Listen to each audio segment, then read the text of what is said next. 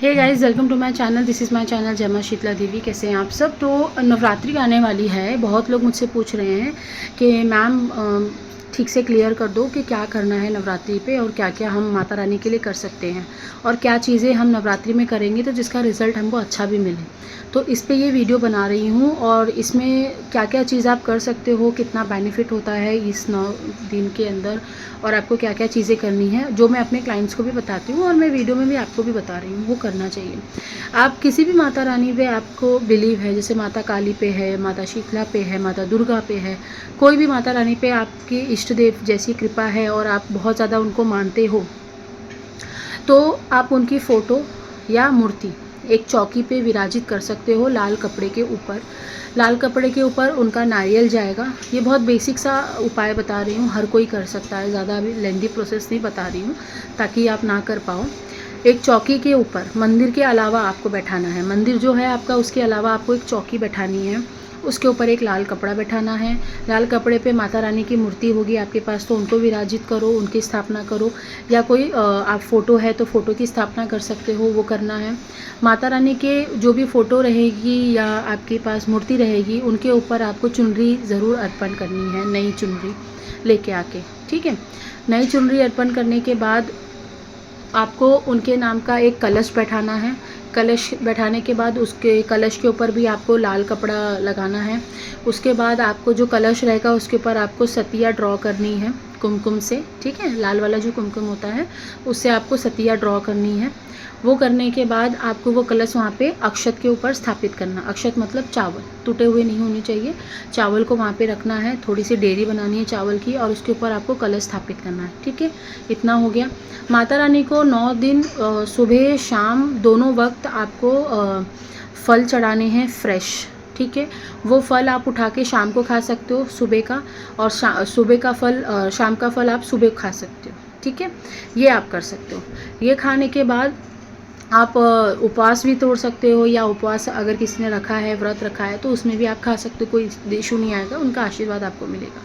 पहले ही दिन आपको उनका श्रृंगार रख देना है। श्रृंगार में क्या क्या रखोगे, अब आप लोग क्या करते हो कि वो जो एक पैकेट आता है ना वो रख देते हो।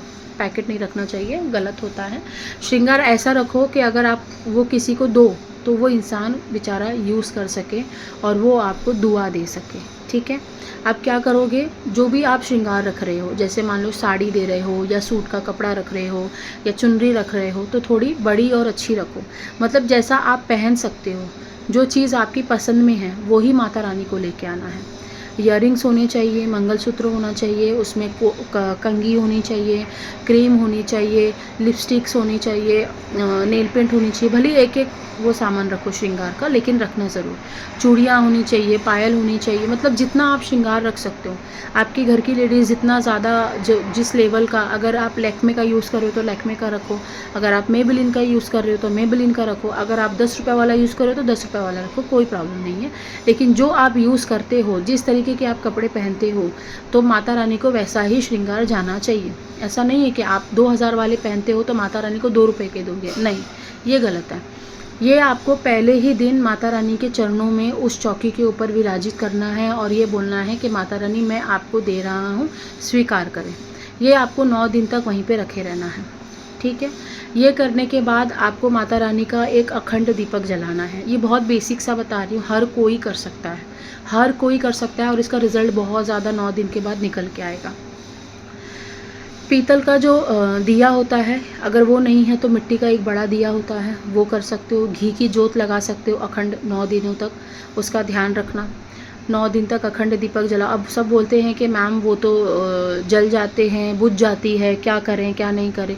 तो जब भी आप अखंड दीपक जलाओ उसके साथ एक छोटा सा दीपक ज़रूर जलाना, जो छोटा वाला आता है ना, 1-2 रुपये वाला मिट्टी का, वो अखंड दीपक से जलाना। जलाने के बाद बड़ा वाला जो दिया है उसके जलाने के बाद छोटा दीपक ज़रूर जलाना, ठीक है।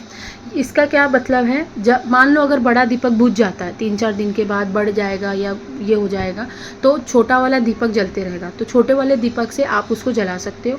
या मान लो कि बड़े वाले दीपक की बाती जो है वो बुझ गई है या जल गई है पूरी तरीके से, तो उसको ठीक करना है, तो उससे क्या कर सकते हो, बड़े वाले दीपक से छोटा वाला दीपक जला के, तो वही माना जाता है कि अखंड दीपक जल रहा था, वो बुझा नहीं। तो आप छोटे वाले को जला के आप बड़े वाले की बाती वगैरह ठीक कर सकते हो और फिर वापस से उसको जला सकते हो छोटे वाले दिए से बड़े दिए को। तो क्या होता है कि अखंड दीपक ही माना जाता है, वो ब्रेक नहीं होता वो रोल। ठीक है, ये कर सकते हो। इसके बाद माता रानी को आप हलवे चने का भोग लास्ट दिन पे, अगर आपके घर में अष्टमी बनती है तो अष्टमी के दिन, नवमी बनती है तो नवमी के दिन आपको अपने हलवा और चने के भोग ज़रूर देने हैं। भोग कैसे देना होता है वो भी अलग अलग प्रक्रिया होती है, लेकिन मैं नॉर्मल चीज़ बोलूँगी कि आप माता रानी के सामने जब भी आपके घर में 9 दिन जो भी खाना बने बिना प्याज लहसुन का, वो खाना आपको माता रानी के चरणों में रख देना है या माता रानी को अपने हाथ से खिलाना है। मैं तो ऐसे लिटरली खिलाती हूँ उनको, बाकी की आपकी मर्ज़ी है, आप भी उनको खिलाओ ज़रूर, रखो मत उनके सामने। जैसे आप अपने बच्चों को खिलाते हो कि खा लो बेटा खा लो, वैसा आपको खिलाना होता है। ठीक है, वो आपको सुबह शाम भोग लगाना है। घर की साफ़ सफाई मेंटेन रखनी है। कोई भी गलत इंसान आ रहा है, कुछ भी आ रहा है, थोड़ा सोच समझ के, क्योंकि 9 दिन में नेगेटिव चीज़ का भी बहुत ज़्यादा असर होता है और पॉजिटिव चीज़ का भी बहुत ज़्यादा असर होता है। 9 दिन आप व्रत रख सकते हो। घी का दीपक जलाना है तो घी का दीपक जला सकते हो। 9 दिन अगर आपको मंत्र जाप सिद्ध करना है, अपना कोई भी मंत्र आपने उठाया है सिद्ध नहीं हो रहा है, उसको सिद्ध कर सकते हो। सवारी नहीं खुल रही है, सवारी खोल सकते हो 9 दिन में। वो हर चीज़ की विधि होती है, विधि ले सकते हो अगर आपको लेना है तो।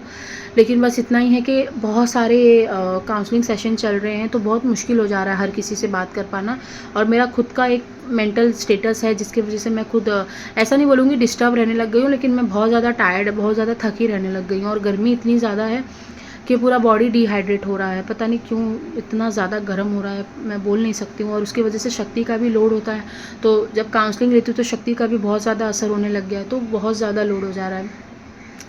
फिर भी हर चीज़ की विधि है। 9 दिन में आप अपनी हर मनोकामना पूर्ति करने के लिए कोई भी चीज़ इसमें कर सकते हो। रेमेडीज़ होती हैं, उपाय होते हैं, पूजा पाठ होती है, विधि विधान होते हैं, वो कर सकते हो। सवारी खुल नहीं रही है, बोल नहीं रही है, वो कर सकते हो।